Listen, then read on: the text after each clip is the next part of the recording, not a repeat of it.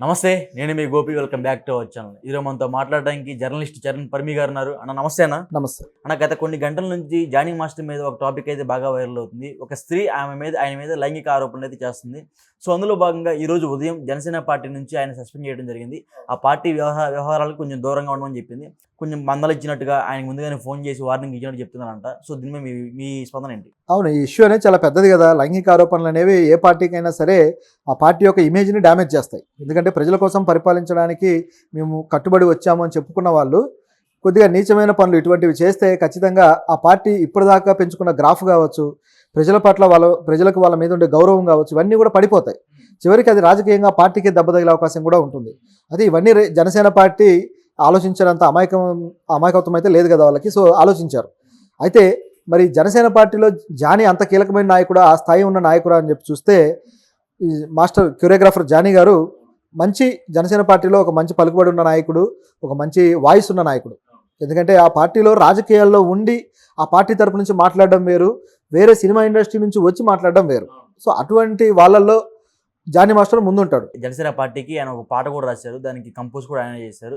So అప్పుడు ఈ వ్యవహారం మొత్తం నడిచిందంటారా, లేకపోతే అంతకు ముందు నడుస్తుందంటారు ఈ వ్యవహారం? ఈ ఇష్యూ అనేది వాళ్ళిద్దరి మధ్య, ఈ సంఘటన ఏదైతే వీళ్ళ మధ్య అనుబంధం ఉందో అది గత 4 ఏళ్ళుగా నడుస్తూ ఉంది. సో 4 ఏళ్ళుగా నడుస్తుంది. అయితే ఈ జానీ మాస్టర్ గారు ఆయన కేవలం ఒక 6 నెలల క్రితం నుంచే ఈ జనసేన పార్టీలో యాక్టివ్ అయ్యారు. నిజానికి అంతకు ముందు కూడా ఒకసారి అయితే వైసీపీలోకి వెళ్ళాలనుకునే ఆలోచనలు చేసి కూడా ఆయన మళ్ళీ డ్రాప్ అయ్యాడు. సో ఆ డ్రాప్ అయిన తర్వాత లేదు, మళ్ళీ పవన్ కళ్యాణ్కి కట్టుబడి ఉండి జనసేన పార్టీ ఏదైతే ఎలక్షన్ క్యాంపెయిన్ ఉందో కరెక్ట్గా క్యాంపెయినింగ్ టైంలో ఆ పార్టీలోకి వచ్చి ఆ పార్టీలో బాగా తిరిగి కీలకంగా పవన్ కళ్యాణ్ గురించి అనేక ప్రెస్ మీట్లలో మాట్లాడాడు. పవన్ కళ్యాణ్ మీకు న్యాయం చేస్తాడని రకరకాలుగా మాట్లాడడం జరిగింది. పవన్ కళ్యాణ్ వ్యక్తిగతంగా కలిశారు. వాళ్ళిద్దరు కూడా అప్పుడు నవ్వుతూ ఉన్న ఫోటోలు కూడా మీరు చూడొచ్చు. సో ఇవన్నీ జరిగాయి. పార్టీలో కీలకమైన మెంబర్స్లో ఆయన కూడా ఒకడు అనేది క్లియర్. సో ఇది పరిస్థితి. అయితే ఒక పార్టీ టికెట్ కూడా ఇస్తుందని అనుకున్నాడు జానీ మాస్టర్. ఎందుకంటే ఎలక్షన్ టైంలో ఆయనకంటే ఫేమ్ కొద్ది గొప్ప ఉంది, టికెట్ ఇస్తుంది అని అనుకుంటే ఈ అలయన్స్ వల్ల ఏమైపోయిందంటే కేవలం కొన్ని సీట్లకే జనసేన పార్టీ పరిమితం కావాల్సి వచ్చింది. సో ఉన్న సీట్లు కూడా ఆ కొన్నిట్లో కూడా మళ్ళీ కొన్ని బీజేపీతో షేర్ చేసుకోవాల్సి వచ్చింది.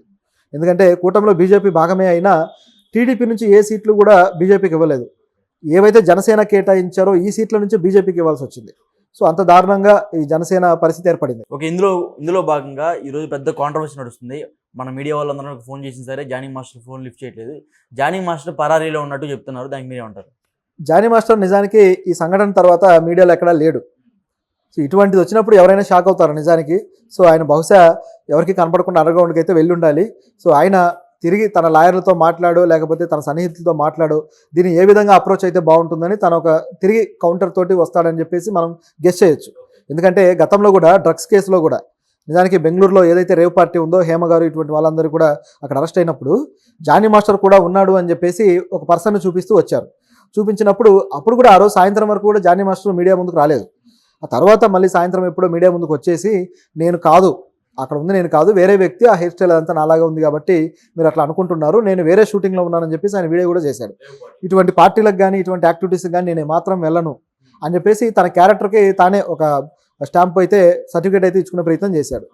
అయితే ఇటువంటి పార్టీలకు వెళ్ళాడు కానీ ఇటువంటి పనులు అయితే చేస్తాడన్నట్టుగా ఉంది ఇక్కడ. ఓకే, రీసెంట్గా వైసీపీ పార్టీలో పెద్ద అంటే అప్పుడు ఏదైతే సత్యవేడి ఎమ్మెల్యే ఉన్నాడో, అదేవిధంగా ఇప్పుడు జానీ మాస్టర్, వీళ్ళిద్దరు కూటమికి సంబంధించిన నాయకులు. అదేవిధంగా ఇప్పుడు దీన్ని పాయింట్గా చేసుకొని ఏదైతే ప్రతిపక్ష పార్టీలు ఉంటాయో వైసీపీ పార్టీ అని చెప్పుకోవచ్చు. అందులో కొంతమంది నాయకులు అయితే కూటమి పైన దుమ్మెత్తి పోస్తున్నాయి. మీ పార్టీలో ఉన్న ఏదైతే నాయకులు ఉన్నారో వాళ్ళందరూ చేసే పనులు ఈ కార్యక్రమం మొత్తం ఇవేనా అన్నట్టుగా వాళ్ళ మీద దుమ్మెత్తి పోస్తున్నారు. దానికి మీరే ఉంటారు?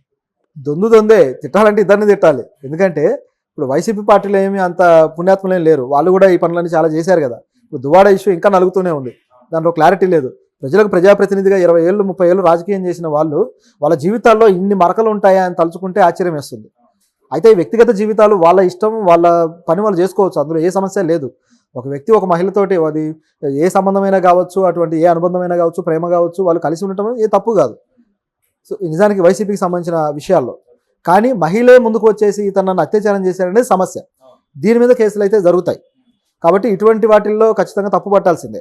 అయితే ఇక్కడ గమనించి చూస్తే వైసీపీ నుంచి అలాగే ఉన్నారు నాయకులు, మహిళల్ని ఇట్లా ఈ విధంగా చేస్తున్న వాళ్ళు. అలాగే టీడీపీ నుంచి కావచ్చు, అదేవిధంగా జనసేన నుంచి కావచ్చు, ప్రతి పార్టీ నుంచి ఉన్నారు.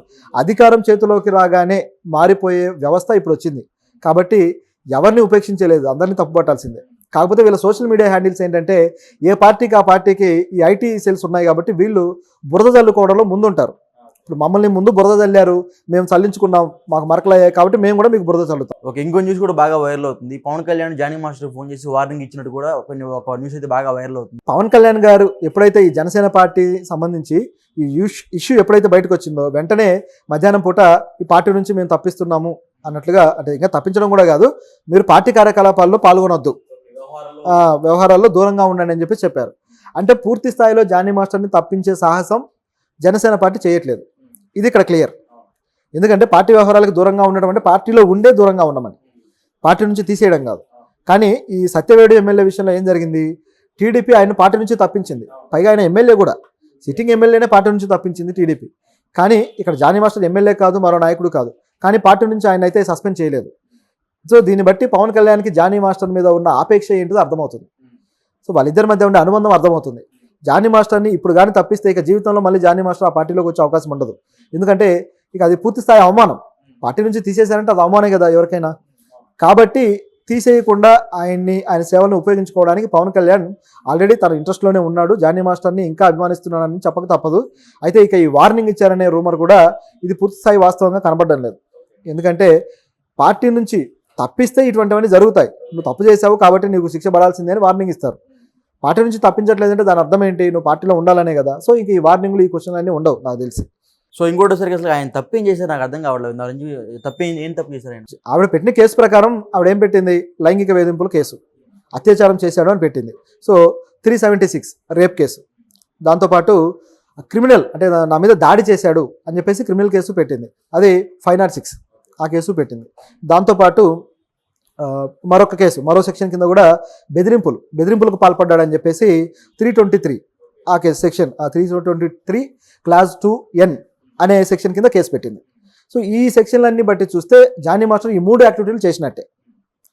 ఆవిడ ఆల్రెడీ చెప్తూ ఉన్నారు కూడా, ఎందుకంటే నన్ను సెట్లో కూడా ఇబ్బంది పెట్టాడు లైంగికంగా అని, అలాగే పెళ్లికి ఒప్పుకోనందుకు కొట్టాడు అని చెప్పేసి ఇట్లా రకరకాలుగా ఆరోపణలు చేస్తూ ఉన్నారు. కాబట్టి ఇవన్నీ కూడా ఖచ్చితంగా ఆయన మీద యాక్షన్ తీసుకోవడానికి అర్హమైన కేసులు. ఇంకోటి వచ్చరికి క్యారవాన్లో కూడా కొంచెం బాగా ఇబ్బంది పెట్టాడు, తలకి అద్దం తీసుకుని కొట్టారని చెప్తున్నారు. సో అందులో నిజమెంత అబద్ధం ఎంత? అంటే ఆవిడ పెట్టిన దాన్ని చూస్తే ఇవన్నీ ఆవిడ పాయింట్ ఆఫ్ వ్యూ నుంచి నిజాలు. అయితే పోలీసులు నిగ్గు తేల్చాలి. పోలీసులు నిగ్గు తేల్చినప్పుడు అవి నిజాలుగా మనం మాట్లాడుకోవాల్సి వస్తుంది. ఇప్పటికైతే వాటిని ఆరోపణలుగా మాత్రమే చూడాలి. ఓకే, ఒక్క మాటలో చెప్పాలంటే జనసేన పార్టీలో ఇంకా రాబోయే రోజుల్లో జానీ మాస్టర్ గారు వస్తున్నారంటారా, లేకపోతే ఇంకా ఇంతటితో సమాప్తం అంటారా? జనసేన పార్టీలో జానీ మాస్టర్కి ఇప్పటికీ కూడా తలుపులే మూసేయలేదు, జస్ట్ కిటికీలు మూసేశారు అంతే. ఎందుకంటే పార్టీకి దూరంగా ఉండడం అంటే కిటికీలు మూయటం, తలుపులు అయితే ఓపెన్గానే ఉన్నాయి. ఆయన ఆల్రెడీ పార్టీలోనే ఉన్నారు. సో ఆయన ఏ రాజకీయ ప్రస్థానం ఆయనకి ఏమీ డ్యామేజ్ అయితే జరగలేదు. ఇప్పుడు ఈ కేసు విషయంలో కూడా ఈ ఆరోపణలు కాబట్టి ఈరోజు ఇవన్నీ మాట్లాడుకుంటున్నాం. ఇది మళ్ళీ తిరిగి ఏదైనా జరగచ్చు, దీంట్లో ఏ సంఘటన అయినా జరగచ్చు. ఈ కేసు మళ్ళీ తిరగబడచ్చు, ఏమైనా కావచ్చు. మళ్ళీ జానీ మాస్టర్కు ఉన్న ఇన్ఫ్లుయెన్స్ అలాంటిది, ఆయనకుండే కెపాసిటీ కావచ్చు, ప్రభుత్వంలో ఇప్పుడున్న పరిస్థితిలో ఆయనకు అంత ఉంది కాబట్టి ఏమైనా జరగచ్చు అనేది మన అంచనా. అలా జరిగితే తిరిగి మళ్ళీ రాజకీయాలు ఆయన